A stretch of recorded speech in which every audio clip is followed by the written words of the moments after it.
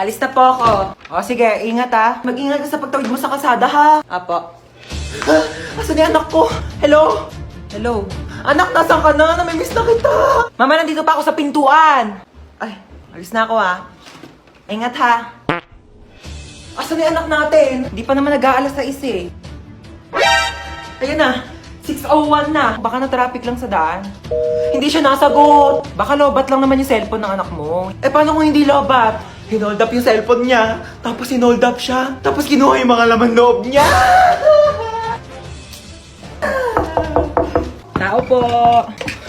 Ay, hello po. Kaibigan ko po yung anak nyo. Asan yung anak ko? Nasa ospital po siya ngayon. Nasa ospital siya? Bakit? Mamamatay na ba siya? Oh my God! Hindi pa naman po siya mamamatay. Nagpapatuli lang po. Ay, hindi pa pala tuli yung anak natin? 30 years old na yun, hindi pa pala siya nagpapatuli. Alis na po ako.